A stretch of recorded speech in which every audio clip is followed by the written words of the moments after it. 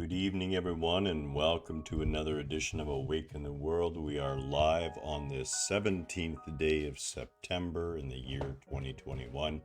It is 6 p.m. Pacific Standard Time on the Awaken the World group page, Envisioning the Future. Hello, hi, how are you? It's been an interesting day, and the funny thing is that neither one of us have like full-time work right now, but we work full-time. It's always something happening. It seems that that's just the way it is, and that's okay to a point. I do like to find that quiet time, and it's very important to have that quiet time. So, as always, let me express my love for each and every one of you and the love for the rain and the cooler weather. Yay. I really do like rainy, cloudy days. I was walking out there in the garden and, a lot of the flowers have actually perked back up, even though it's getting quite chilly at night right now. And we're in a little bit of a, cold snap, believe it or not. Um, but it's just so refreshing. And I've also noticed so many of the birds have started to come back, and boy, I've sure missed them. I really have, really, really have.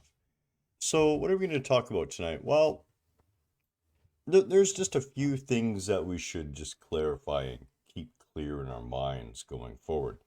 One, you know, believe it or not, we all chose here to be here in this tumultuous time, and this is only in jest, sort of, I guess. But I've no. I did choose. I can't. There's no way I can wrap it to say it any other way. I chose to be here too. Damn it.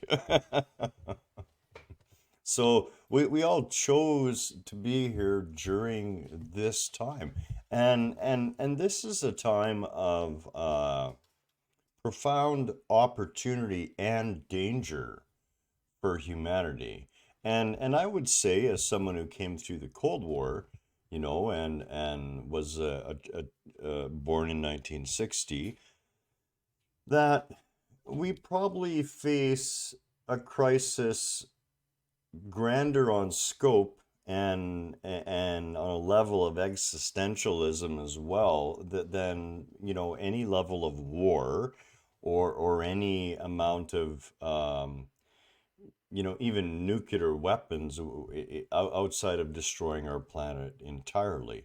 And really, we've just kind of managed to start doing that anyways. So we do face a really monumental opportunity. And it doesn't have to be the downfall of numerous civilizations on the planet, numerous societies within our human civilization, and the huge changes being forced upon. And whenever that happens, it creates all sorts of pain and suffering, and we really like to avoid that. So, what are we being offered here? Well, it's kind of like it's time to either walk off the edge of the plank or walk back onto the boat. And the boat is the realization that we are all one. We are all one people on this planet. That no one, regardless of so-called social position or regardless of wealth or anything else like that, should ever be valued any more or any less than anybody else. And this is a really important concept if we're going to envision any sort of a future for ourselves. And right now, we're leaving the future in the hands of the power and control structure that brought the world to this point. And yes, we all own a culpability in this, okay? When I was young, we used to dump our oil down the storm drain. on the side of the road. That was normal practice. Or you took it all back and you threw it in the back of the woods near the edge of the creek. I mean, I saw that 1,000 times. Thankfully, by the time I got my first vehicle in the 70s, uh, we'd grown smart enough to do something with the oil in some places, but certainly not everywhere. I mean, really, it's only been the last couple decades that we've really sort of cottoned on to the idea that we got to quit poisoning everything around us, but it hasn't cottoned on enough. So, looking at a new future, looking at a future that we can all be part of, and that's really the goal. I'm not one for, well, it's okay to sacrifice 1 or 2 billion people as long as the other 5 billion get to be okay. That we're all God's children, every last one of us, from the poorest being to the richest being, is as far as we go through such ridiculousness on this world and such limiting concepts as capitalism and money. So we're going to start thinking right now, and more importantly, standing up for, taking part in, speaking out about, to create a new future. And that doesn't mean we're going to pull ourselves out of the present moment by any stretch of the imagination. But what it is we're going to look very closely with open and accepting eyes at the present moment and see where we're honestly heading and begin to choose and envision a new future for ourselves. And the foundation of this future has to be that there is no human on this planet who is more or less worthy of the same care, respect, dignity, health, safety as any other person. And we need to make this the core of the new future that we're going to start envisioning. Because right now the future isn't being envisioned by us. Right now the future is being envisioned by a system that is only concerned with its profits and already knows that the elite parts of itself will be the ones who survive, arrogantly thinking indefinitely. But it's not about that. It's about the vast numbers of people, ourselves included, who are going to face these tumultuous times. So in order to envision a new future, we have to come from a place of oneness, a place of understanding that even the people we disagree with, whether it's people who are out there yelling and screaming at the doorways of hospitals about vaccines, we can still love those people. We can still see them as part of ourselves.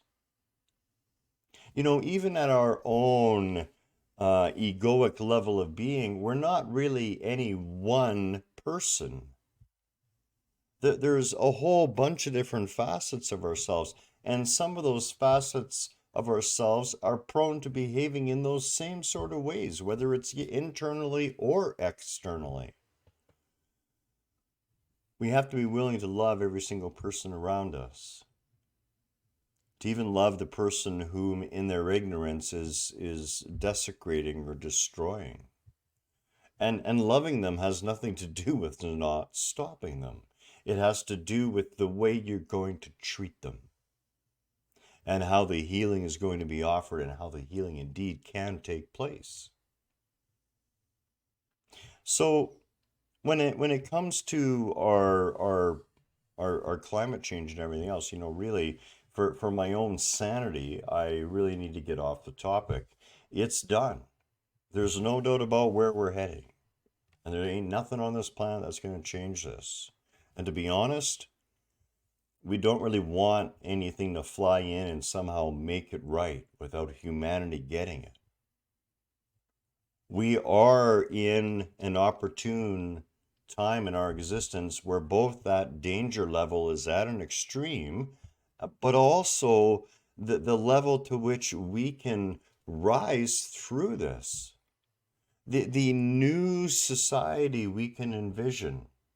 A society not based on capitalism, but based on contribution to the society. So the people who we would consider rich in the new world that we envision and that we're going to need to move into, kicking and screaming whether we like it or not, but it's just how it's going to be. Are we going to define it, or is it going to be defined for us? We have this opportunity to bring about a world where, despite what's happening in the environment around us, we can care and look after everybody. How do we do that?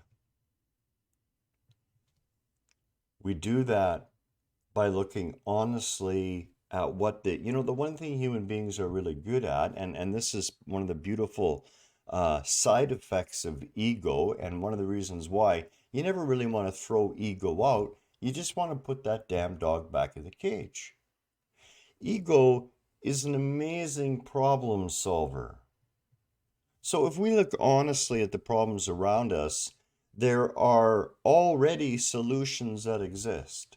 Solutions that exist from our own history, in ancient cultures, in First Nation cultures, and also new technological solutions that are hampered only by what? Hampered by cost. I don't think we should be considering continuing in a world anymore where capitalism is at the forefront. If we make contributing to society at the forefront, and if we turn a society and a world into a resource-based world where we share and use resources equitably, and we incorporate the technologies we need to incorporate. And one of the issues right now, for example, we went to Kamloops yesterday. In order for us to get to Kamloops, we have to drive by a very large hemp farm that sprung up over the last couple of years or so, no pun intended. And the one thing about that farm is, not only is it so heavily regulated that it's almost impossible to get a license to grow hemp. Why? Because the forest industry fought and lobbied years and years ago to make that happen, okay? There's absolutely no psychotropic value to a hemp plant. But there's this farm with 18-foot barbed wire fences and razor wire at the top and cameras on every pole and all these other things that have to be done just to grow hemp. We have to give up these individuated interests, which are all based on capitalism. Realistically, if we had told the forest industry to get bent and leave the trees alone and start growing hemp, would we be in a better place? It's hard to say, to be honest with you, but I'm willing to bet that we probably would be. So in every aspect of our society, the only thing that's hindering us from dealing with the things we need to deal with are the greedy and almost nefarious self-interest of a very small group. And there's numbers of these very small groups.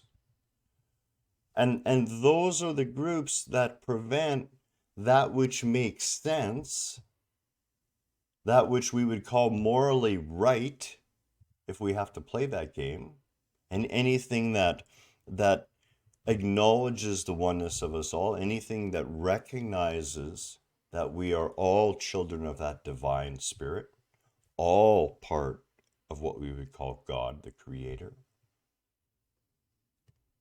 But we don't take these actions, and we need to do that for this future, the future that we're going to envision. Another part of the future we need to envision is a future where our technology is not placed in front of us all the time. Now, if you're a Trekkie fan like I am, and I would admit that to anybody at any time without an ounce of guilt or shame for such a thing. As a matter of fact, I feel that only highly intelligent people would become Trekkie fans. Sorry, there, little pat. But in the movie Insurrection,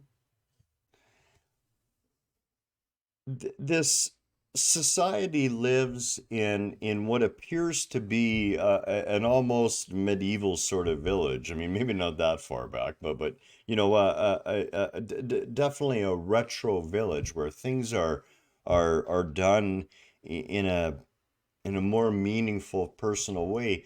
And yet we find out that they have all the technology, the same technology as the Starfleet personnel, even advanced technology above that. You know, they have warp capability. They but it sits in the background. It's used assistively, but it's not incorporated so much in what I would call mindless activity. And far too many people are spending time in front of screens engaged in mindless activity. We need to get people back outside into nature. We need to get ourselves outside into nature. We need to engage in mindful activity. And one of the joys of being in nature is that mindfulness comes very easily. That there is so much in the present moment when you are out in her arms that you can't help but be drawn fully into this moment. So how do we do that? Well, we need to encourage on every level new types of passive technology that work in the background to assist us in the ways that we're looking for assistance, but don't offer us the opportunity to fall into this mindless abuse that's happening. People literally spending hours and hours and hours per day staring at screens, absorbing almost nothing except endless series on Netflix and other streaming services. This is one of the concerns and one of the things I see that has caused a separation in our own selves between us and nature. The more time you spend out with her, the more you're going to fall in love with her. The more you fall in love with her, the more you realize that you are part of that same nature, an expression of it in your own way. So the last and final part of envisioning this new future is kind of bringing it all together, and how do we, make it happen? Well, it's going to take a grassroots movement. It really is a movement that has no other purpose or goal except humanity itself. And rather than try and create a movement as a large group of people, all you need to do is begin with the movement of your own being. To be willing in every present moment to look at what is happening right now and ask yourself, how will my responses create the future that I wish to see manifest?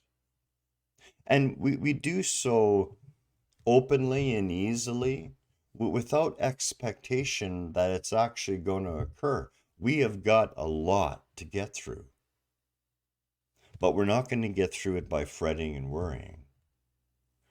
We're going to get through it by loving and caring for each other, by taking affirmative, supportive action that supports the future we wish to see, and being willing to speak out when we witness our governments and our leaders taking actions that are in opposition to this new future, a future that we need, not for ourselves. If there's any grace left in God for me at all, and like I said, I have restraining orders in both heaven and hell, so I'm kind of stuck here. But I kind of figured I'd probably be dead within the next decade or so.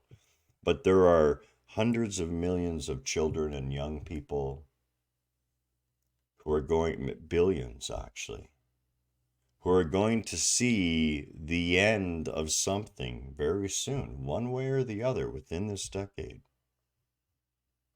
Whatever we can do right now to support that, no matter whether we're going to see it or not, doesn't matter. We are all part of one whole. And I, for one, wouldn't mind coming back here at a future date, maybe. That's it, that's all. I'm going to keep it short tonight.